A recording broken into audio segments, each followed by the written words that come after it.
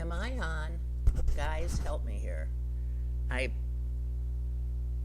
I can't find the I can't find the introduction music.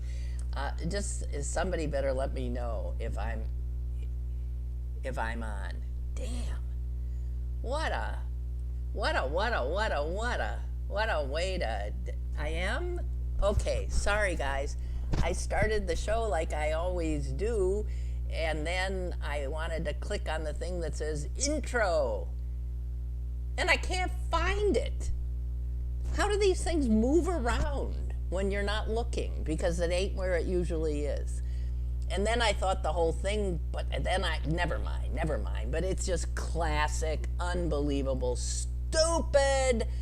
Don't get it. Thank you. Listen. You should only be grateful. I realized that maybe if I just started talking, you'd realize I was here. The amazing thing was you didn't hear me.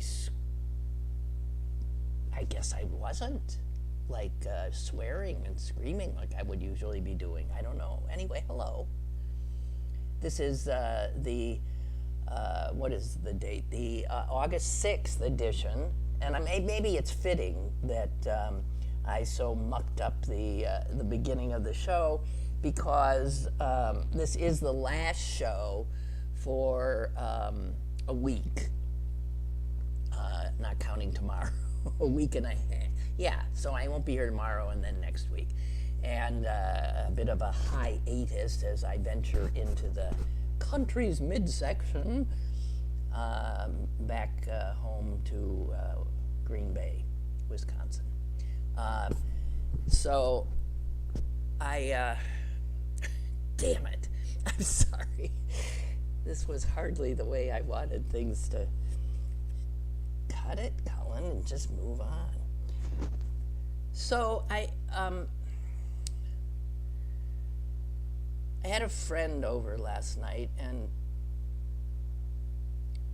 she was saying how when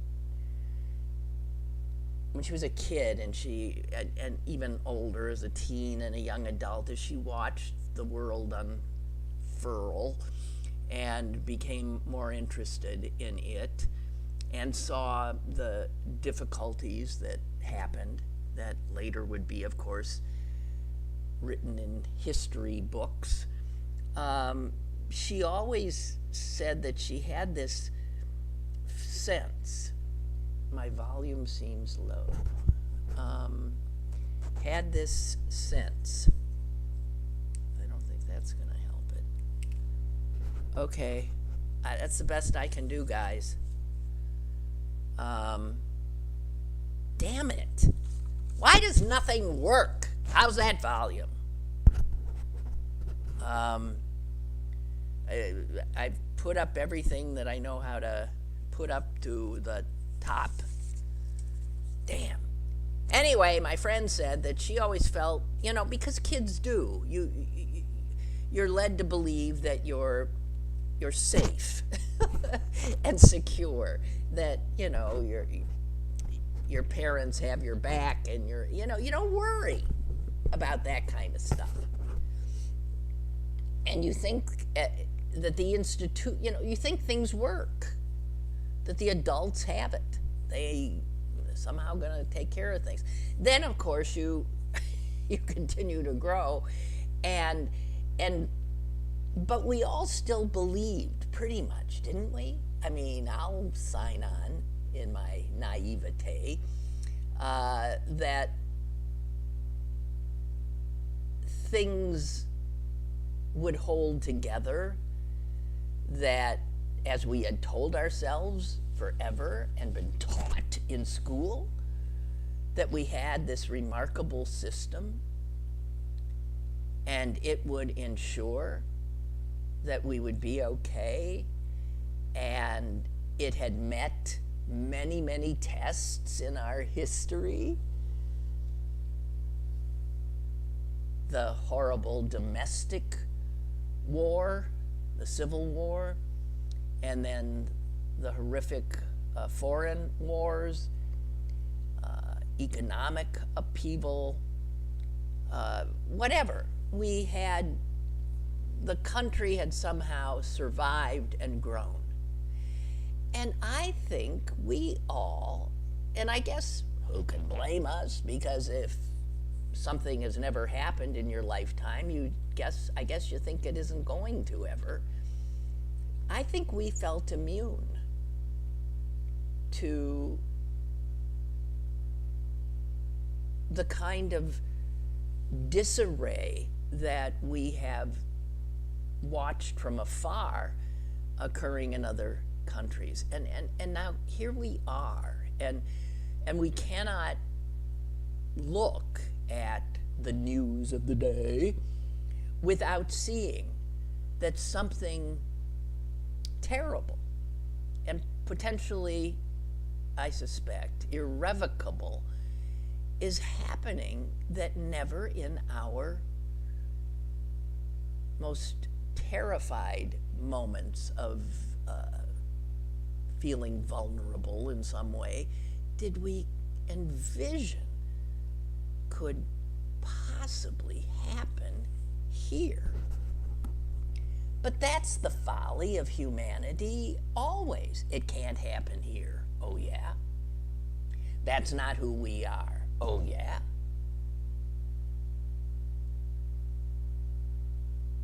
We're exceptional. Mm-hmm. And it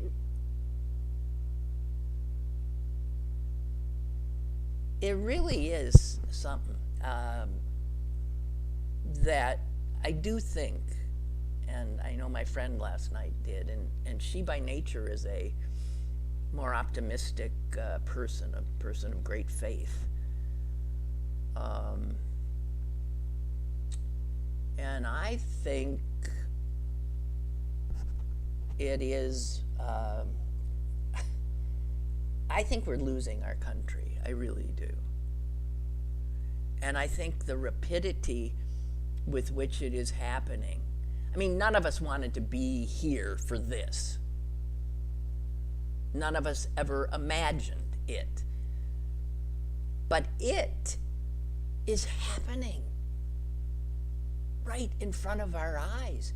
And I think the most terrifying aspect of it is that we're all sitting here watching it.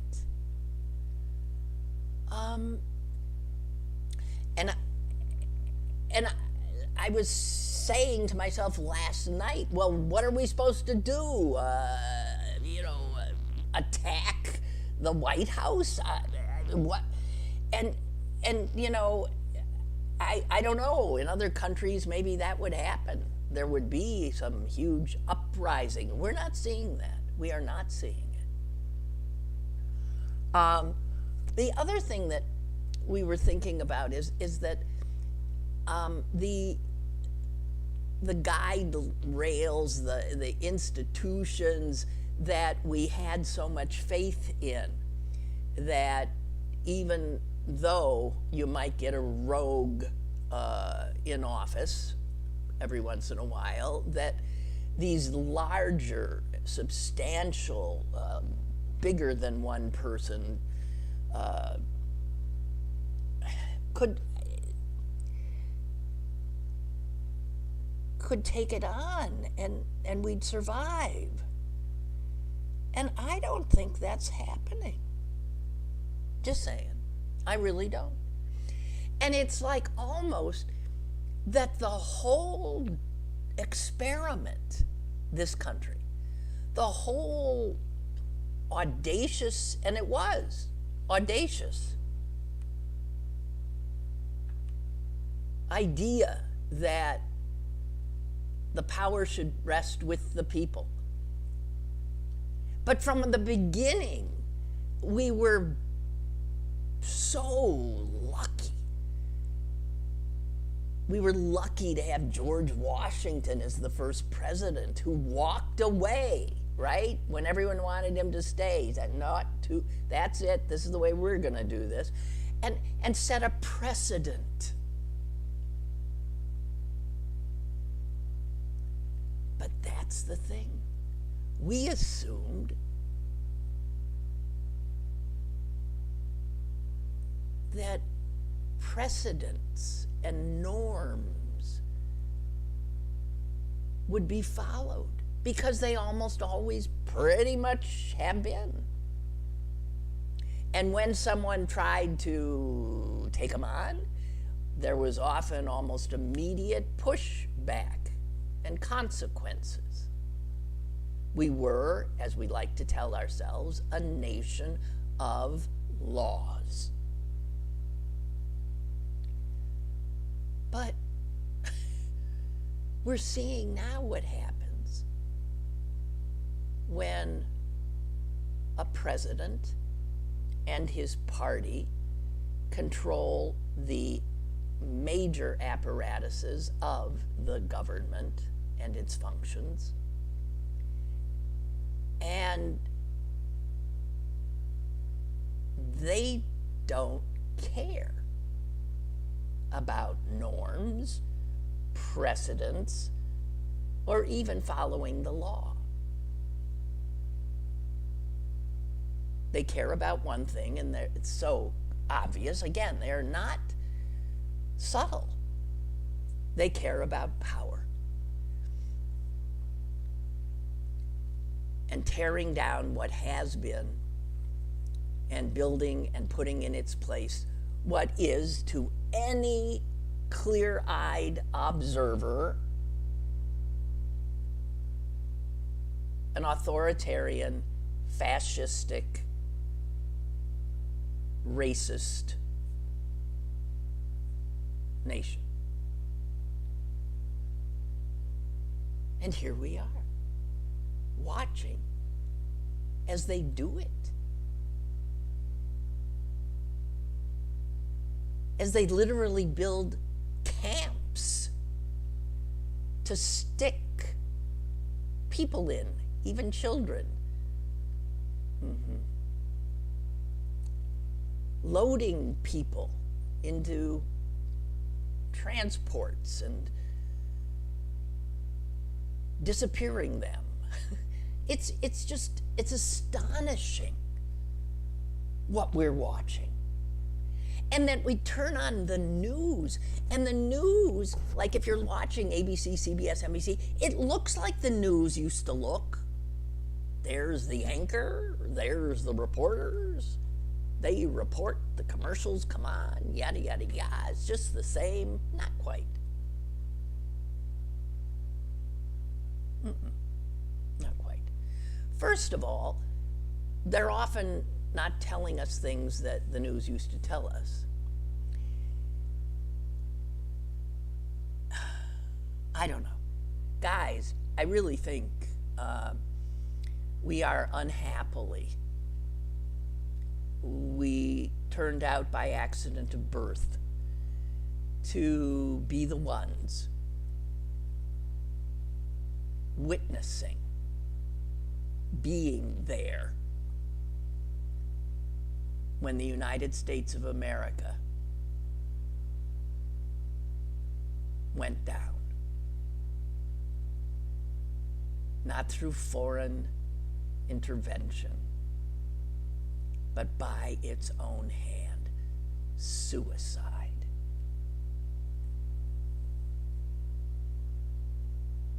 We're supposed to celebrate a 250-year and our 250th birthday next year. That's going to be an ironic event. Flags should fly at half staff. Flags should fly at half staff upside down. people should dress in black and just stand quietly in the streets.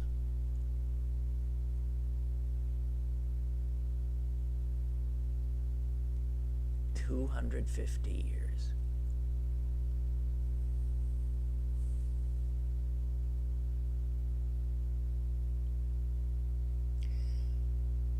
All right. I think it was Susan, not my sister, but Susan. Oh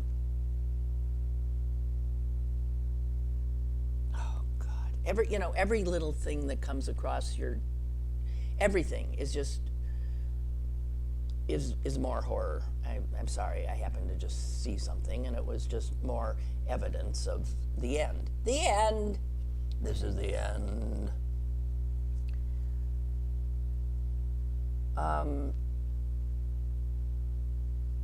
I've got stuff I'm going to talk about here. I'm just sorry. It was so in my head. The reality of, I wish and you thank your lucky stars that your father, your grandfather, your brother, whatever, people who fought for this country, who believed in its extraordinary potential and position, that they aren't here. Who would think we'd celebrate that our loved ones aren't here? I do. I mean that with, heartfelt. Not here. That my dad is not here. It would kill him. Susan sent me this quote, and I see that, it seems to me quotes from her keep popping up, because she was, after World War II, she was the leading, I think, voice and historian on totalitarianism. Certainly the one I am aware of. She was a philosopher and historian, Hannah Arendt. And here's another quote from her. And the thing is she's talking in real time. So for all I know, I don't know when this quote's from, but she was a German Jew, who obviously survived because she lived till 1975. So she witnessed this stuff, and here is her in real time. This constant lying is not aimed at making the people believe the lie, but at ensuring that no one will believe anything anymore. A people that can no longer distinguish between truth and lies cannot distinguish between right and wrong. And such a people, deprived of the power to think and judge, is, without knowing and willing it, completely subjected to the rule of lies. With such a people, you can do whatever you want.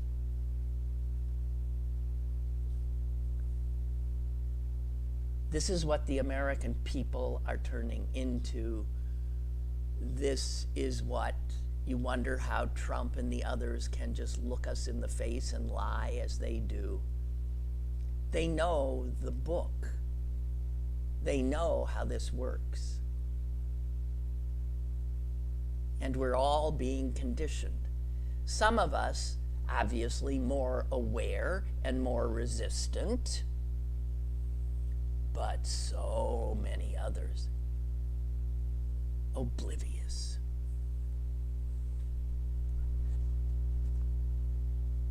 Here's something happening on the health front. I happen to say that, RFK Jr., I'll give him this. He's one of the few people in their cabinet who's been very busy. I mean, he's actually working. He's doing stuff. He wanted power. He's got the power. He had, grand ideas. And he, as much as he possibly can, is seeing them through because he's got the power. None of us have paid a lot of attention to some of the stuff he's done because it seems, tinkering with the bureaucracy. We don't pay attention to that kind of stuff. We might read about it, but what he's doing will have a direct impact on us, on our health, on the health of our children, and all the children to come, on our communities. So we know that he just up and took over the Vaccine Advisory Committee, threw everybody out, and put, of course, his people in, people who do not believe in the efficacy of vaccines. And now he is potentially, it appears he's about to, do the same to something called the U.S. Preventive Services Task Force. Preventive is the big word there.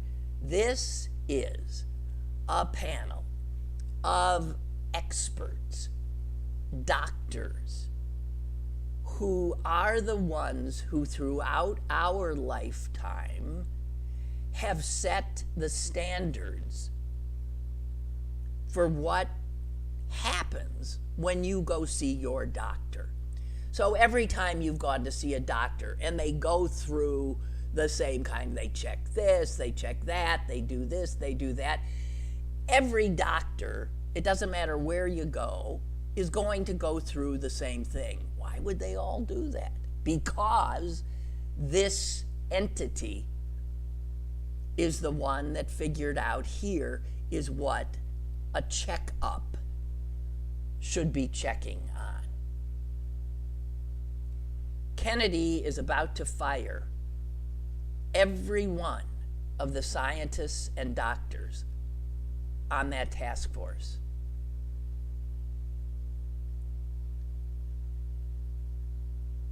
And this is, as I said, the group that has informed all of the doctors in the country about how they should be taking care of each and every one of us as we come into their offices. They also, because of the Affordable Care Act, insurance companies have to now go by what it mandates. So the head of the American Medical Association, hearing that this is Kennedy's next move, said,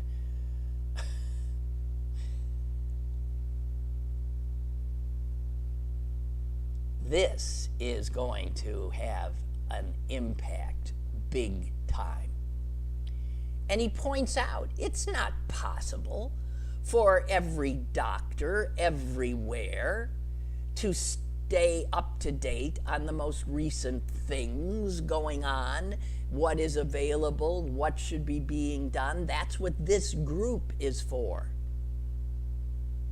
And doctors have trusted this task force and its ability to vet all of the changing evidence and keep them up to date.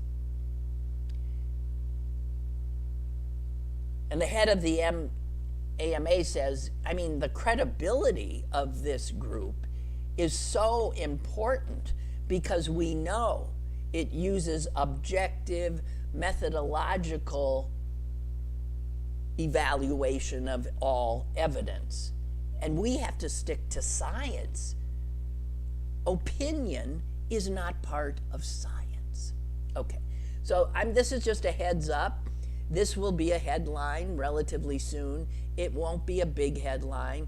And given the tsunami of horrible headlines coming, it won't necessarily be noted, but I just want to point out to you that this is the kind of thing that is being done that is going to harm us.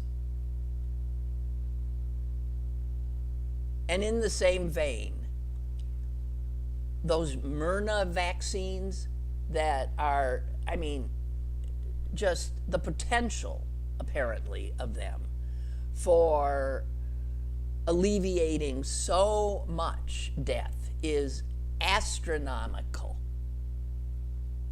It was a Myrna vaccine that pulled the world out of the COVID pandemic, that was developed so quickly and so, I mean, astonishing impact.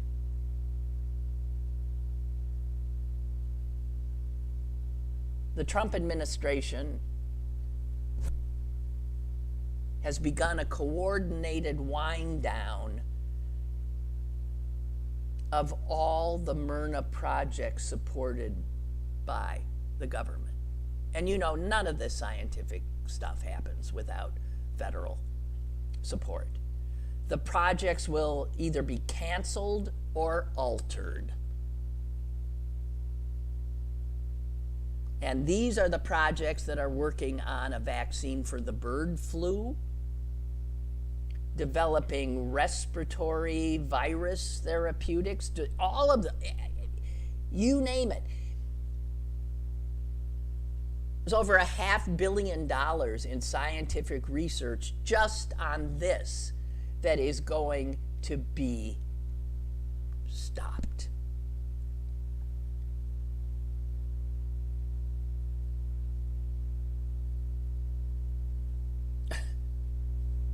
I just thought you should be brought up to date on that little part of the destruction that we are standing by and watching before our very eyes.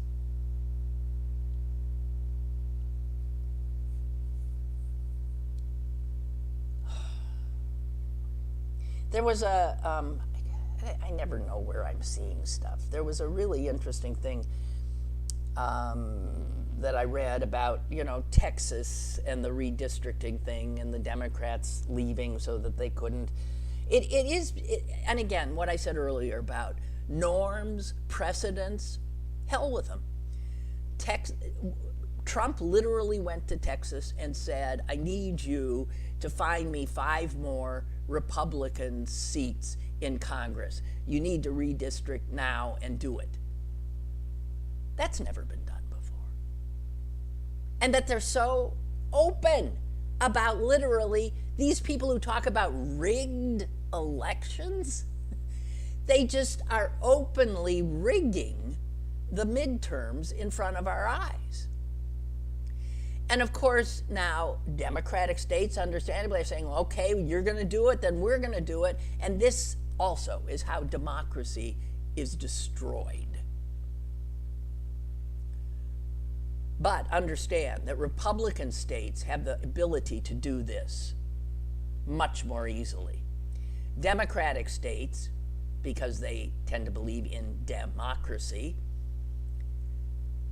often have created commissions, independent commissions that do the redistricting to get away from partisan gerrymandering, because they're like, you know, Eagle Scouts. They really believe in what they've been taught about how this country works and how great it is.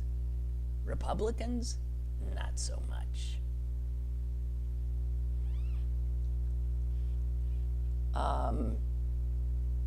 Let me see if I can find this piece, because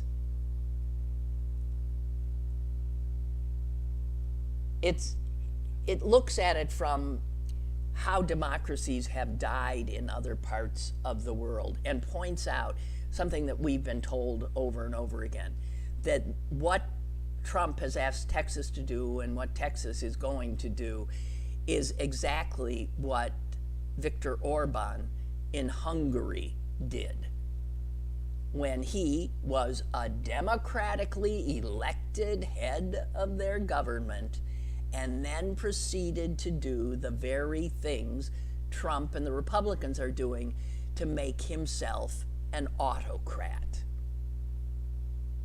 To use the institutions of the democracy in ways they hadn't been used before.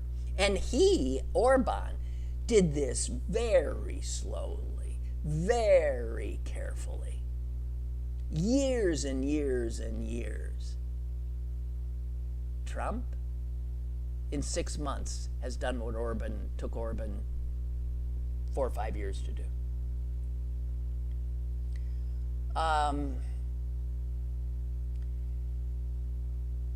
So a lot of other democracies don't.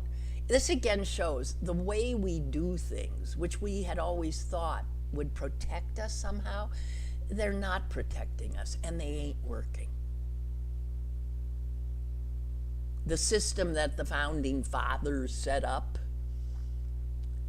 is not working now for us, and it is incapable of taking on the level of lawlessness and just out and out dishonorable conduct that the Republicans have employed and are willing to employ.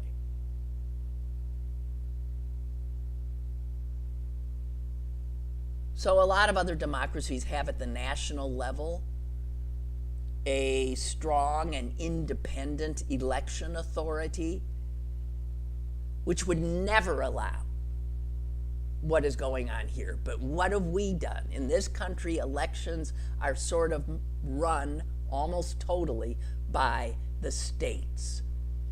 And in other countries, that's simply not allowed.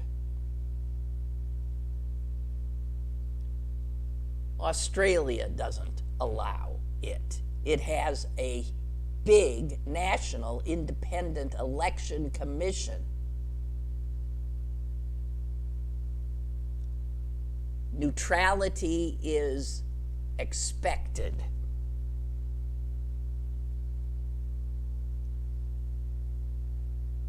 So, I mean, people are saying we need to reform our system. How the hell do we reform our system when we don't have a functioning legislature anymore, the Congress? So this is why things are falling apart. We don't have, the institutions aren't working. And we have a Supreme Court that is on board with this destruction.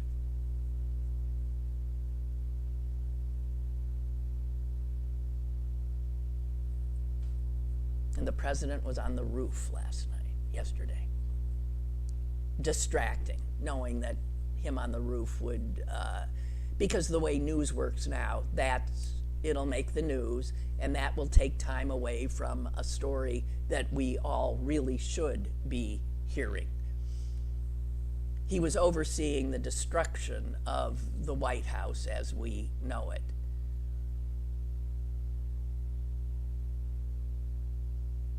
You look at what he's done, paving the Rose Garden, putting up this, he's turning it into Mar-a-Lago because he's going to stay.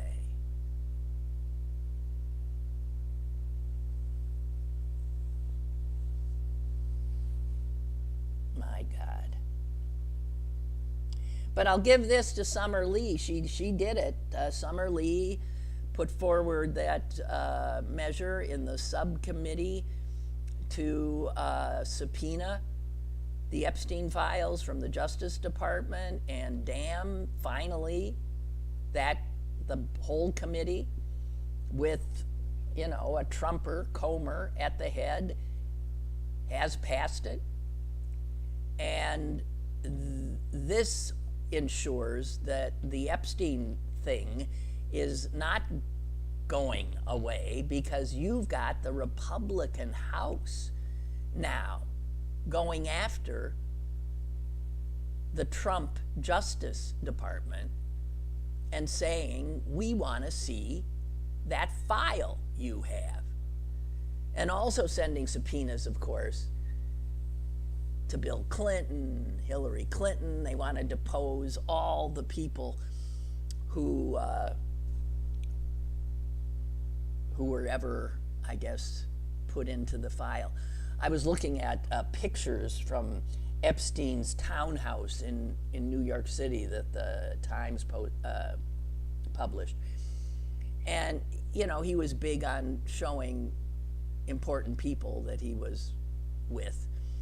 And so there's Epstein and Clinton and Epstein and Trump and Epstein and Prince Andrew and Epstein and Bill Gates and Epstein and everybody. And then I see there's Epstein with Pope, which Pope was it? Pope John Paul, I don't know, one of the popes. There's Epstein with one of the popes. So the fact that you have a picture with Epstein doesn't necessarily mean you were stooping little girls.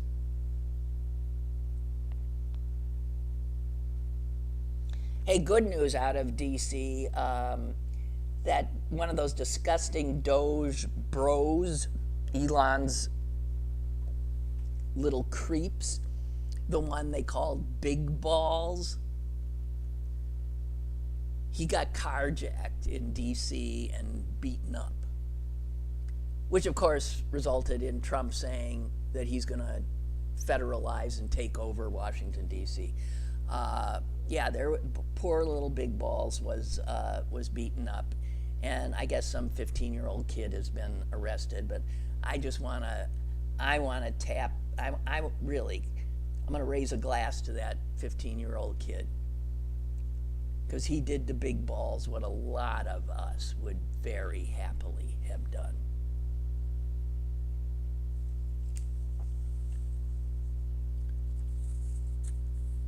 Have you seen that? This is a local story. Have you seen the story about the nurse who's in custody in, is it Butler County?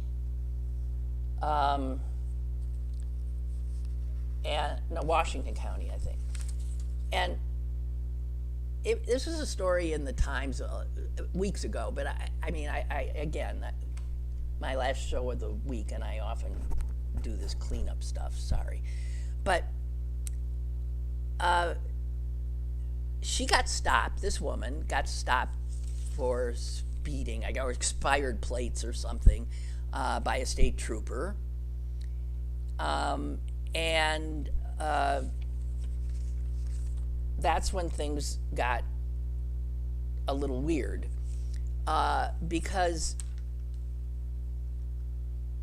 the name I guess she had on her driver's license was Angel Kelly, and the license was Kentucky.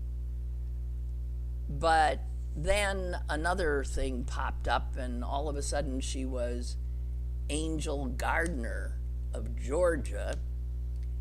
And then it was, this woman who got stopped for an expired plate had more names than you can conjure, and she's eventually been identified, although who the hell knows, as Shannon Nicole Lawson, who is believed to be 39 years old. She's now in residence at the county jail,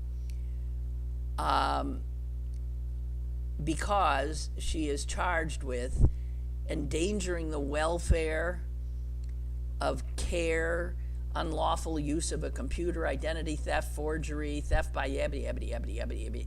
Turns out this woman worked in over 20 nursing homes all around here in Western PA. Although she ventured into, I guess, 3 or 4 other states as well, but most of where she was nursing homes here. And she had a million different identities.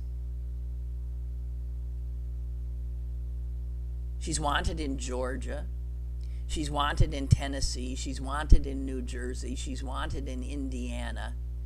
And she is accused of fraud, identity theft, and impersonating a nurse. So here's my question. Here's my question. How do you get hired? What are the I'm gonna right after this, I'm walking over to the nearest nursing home and I'm gonna tell them I'm a nurse and I'm gonna get a job. Because apparently that's all that's required. I don't know. How do you do that?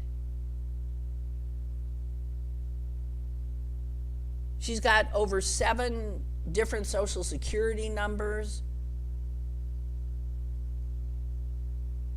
The cops, the DA was thinking, maybe we should just charge her as Jane Doe because we're not really sure who the hell she is.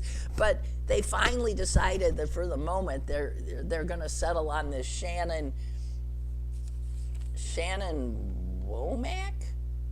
I don't know. They don't know. Oh no, Shannon Womack is how she's been charged. She's in the Washington County jail. And in one instance, it says she took more than 120 oxycodone pills from Southmont of Presbyterian Senior Care in Washington County, where she worked one shift on March 1 of this year. And they'd put her in charge of the medical cart. Jesus. I'm just saying, this is the kind of story that, that's like there's a movie in there somewhere, isn't there? But it does suggest that that there's not a lot of what I would call due diligence going on in the hiring of the people who populate the nursing homes around these parts. Just saying. God. Unbelievable. So speaking of jobs, being a nurse was not something I ever wanted to do. When I was a little kid, if you asked me what I wanted to do, I wanted to be a baton twirler. And it's odd that I never even, as I got a little bit older, never even attempted it.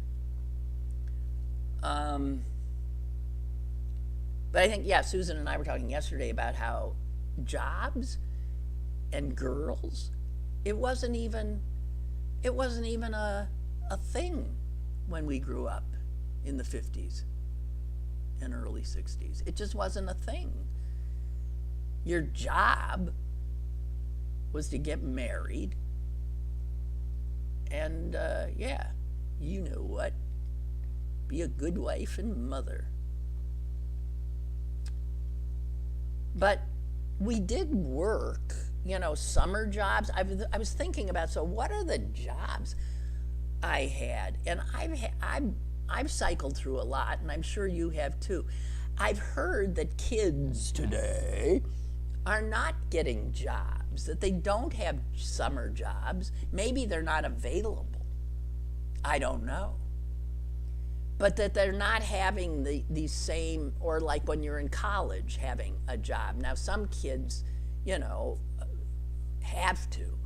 But a lot of young adults have not had the experience of working. And when you do, you work with adults, and you see how the world works. I think one of the more important things of raising a functional child into a functional adult is making sure that they know what work is.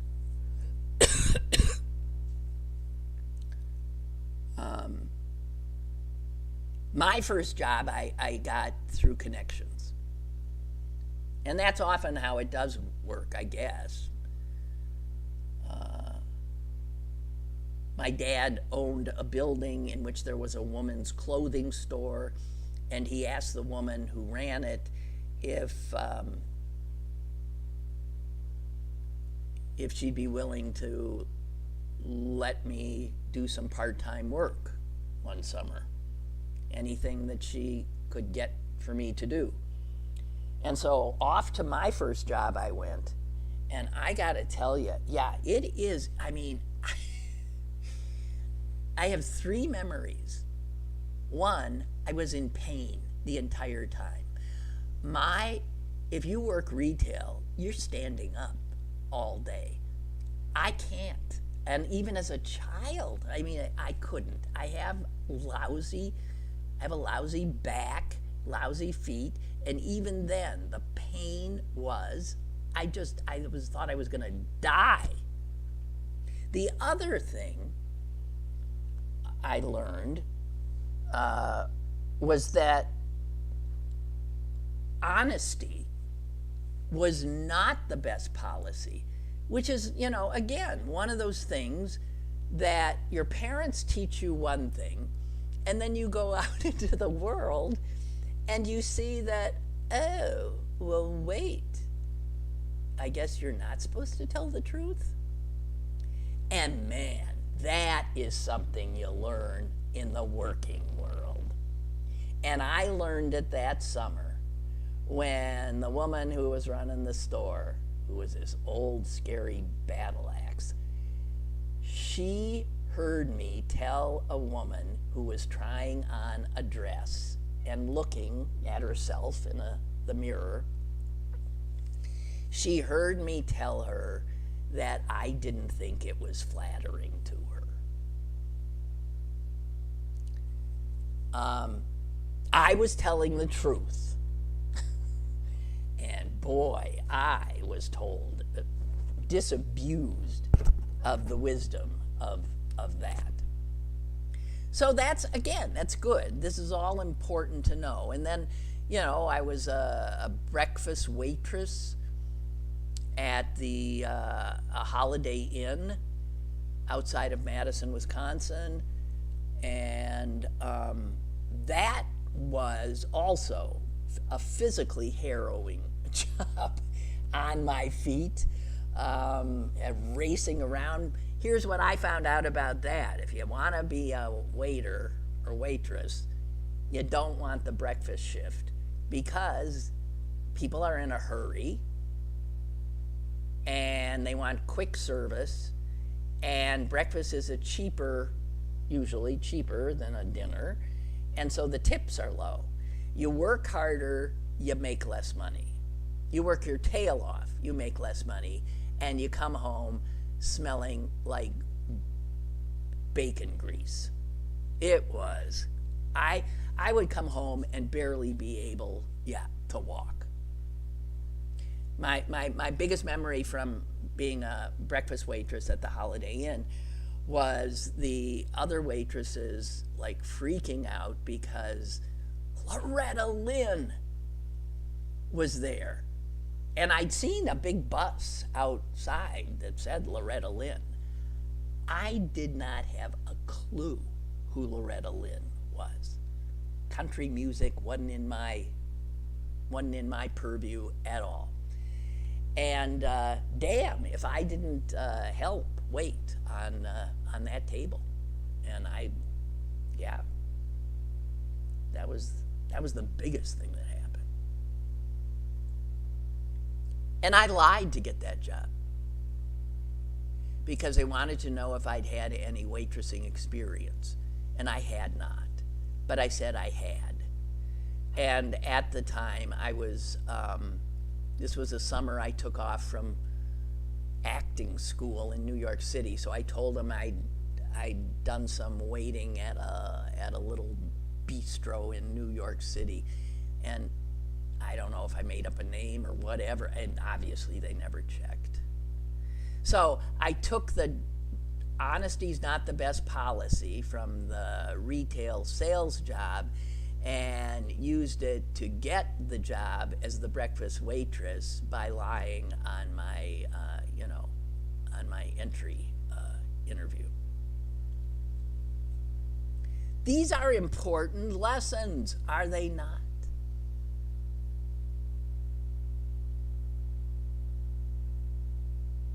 Oh, and I forgot, before those, I became I was a secretary. I dropped out of Northwestern University because I was coming apart at the seams. Sex, drugs, rock and roll, and who had time for school? And I dropped out, and my parents said, "You are on your own, babe." And so I had to get a job. And I got a job down the road from Northwestern, which is in Evanston, Illinois, and then another little suburb down. The next one is Winnetka, Illinois. These are very rich, suburbs in north of Chicago on Lake Michigan. And it's a village, the village of Winnetka. And they had a little town hall, and there I found employment as a secretary to, I guess, the Department of Public Works. And the Department of Public Works, I really didn't even understand. You know how clueless you can be? I really didn't know what public works was. All I knew is I dealt with garbage trucks. And I dealt with people complaining that their garbage hadn't been picked up and stuff like that. And I also, when people would come into the hall and into our office, the town hall, I would be able to give out certain forms and stuff like that. And the village had a public tennis court, but you did have to have a a little slip of paper saying that I don't remember taking any money, but whatever, you had to. And one day, sitting at my desk taking garbage complaints, I looked up, and guess who was standing there? Ben-Hur. Yeah. Moses. It was Charlton effing Heston. There he was. No mistaking him. Charlton Heston. Whoa. Well, I got up and asked if I could help him. And yeah, he wanted to play tennis. So I took care of that, and off he went. Now, it turns out, and I did know, that his sister was a theater professor at Northwestern and lived, I guess, in Winnetka, or who the hell knows. Anyway, so yeah, that was the big one there. So yeah, get a job and give scrambled eggs to Loretta Lynn and tennis permits to Charlton Heston. These things are so important, and I don't think kids are necessarily getting this stuff anymore. I really don't.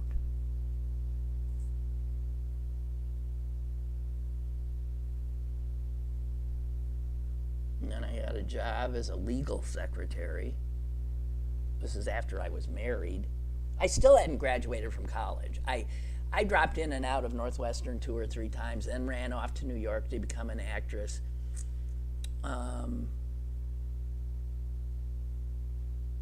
My parents they weren't giving me a penny, which was good.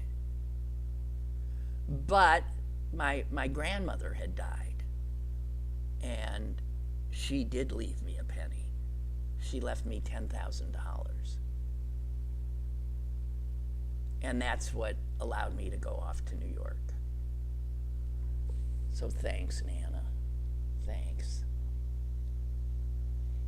And then I got married, and then I came back, and then I got a job as a legal secretary, Melly Shields, Walker and Pease. And my memory there is one of the younger lawyers was a guy named Regnery, Henry, I think, Regnery. What a creep. Anyway, I didn't like him. And I later found out, years later, that he was from this really rich Chicago family, publishing family. And it turns out Regnery Publishing is part of the great Republican, right-wing Republican conspiracy that got us Donald Trump. So he was part of that, and I helped the jerk. I mean, in my capacity as a secretary.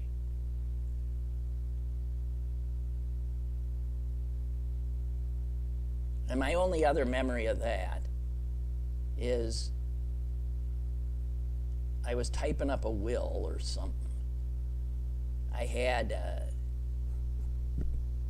was doing it off, a dictaphone. This is so far. I mean, dictaphone, typewriters. This is what we're talking about. Computers didn't exist. And it was Mr. Walker of Melly Shields, Walker and Pease, who had dictated this stuff, and I had to, sit at a IBM Selectric typewriter with, and I'm doing it. By the way, they bill this stuff out. It was boilerplate. By the end of a year, I could write someone's will. I swear to God. But they billed that baby out, and I'm just saying, you learn stuff. So in the hemming and hawing and boredom of listening to this particular will, all of a sudden, I hear in my ear Mr. Walker sigh. And then he says, "Oh, to hell with this. Lynn, why don't you just come in here and sit on my lap?"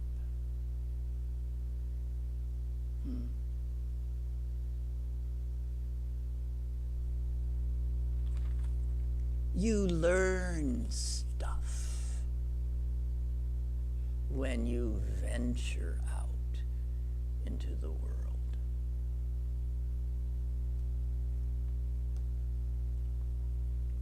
Well, guys, I can't believe what I see all these things. You're hearing hums, I'm too low. I don't know what to do about it, guys. I hope we're getting a better mic, and then we'll see if we can get like a sound, as Susan said, we're not sound engineers.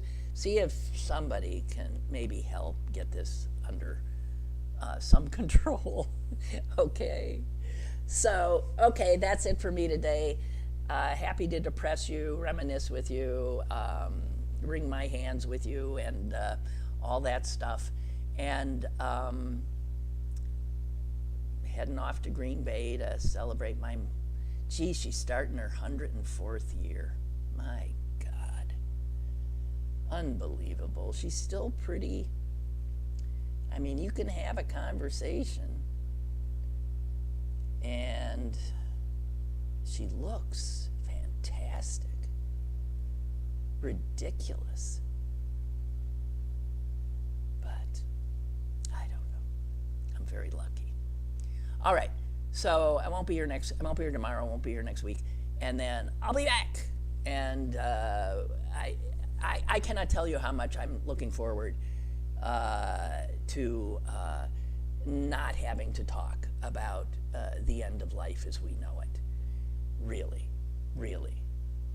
It's interesting, Beth, it's a lot of the men are complaining about the sound, and a lot of the women are saying no problem. I just want to say, I'm just saying, not trying to start a gender war here.